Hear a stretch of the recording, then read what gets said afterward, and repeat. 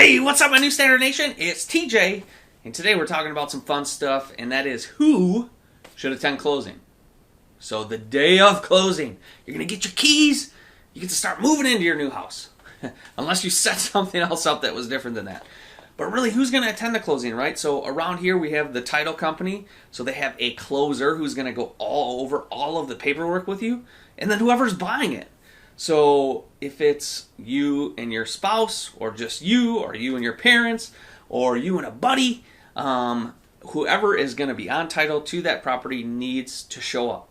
And actually, if you're married and only you applied for the mortgage, your spouse is probably still going to have to be there to sign on the note, because if you listened to yesterday, we are a community property state here in Wisconsin. So again, make sure, depending on where you are, you know who's going to be there. On that, you should have the seller at closing. Depending on where you are, I know we're a little weird here in Dane County. The seller and buyer are in the same room sometimes. Most of the other parts of the country, they don't ever put them in the same room.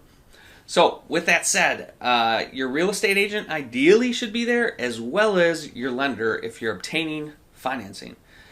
Just in case a question comes up and somebody doesn't know. Or they better be available by phone.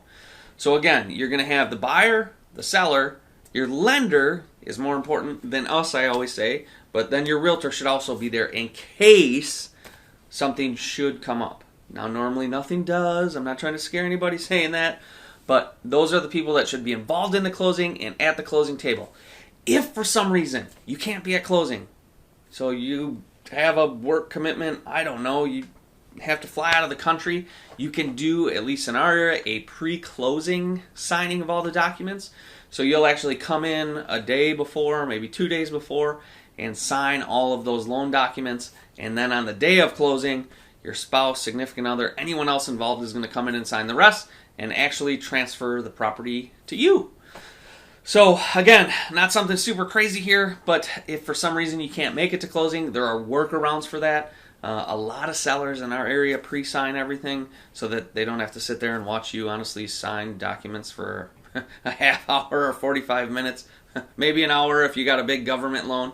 But again, if you have questions around the closing, remember yesterday, make sure you're taking title to the property. That's the day where the seller is going to sign the deed over to you, the title over to you, so that it's your property, and then your mortgage is getting recorded against that title as a lien against the title.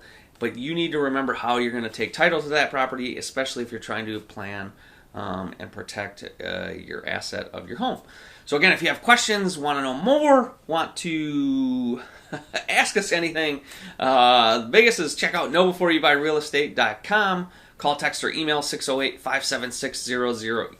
Emails tj@sreehelp.com. Don't forget to raise your standard, and we'll talk to you soon.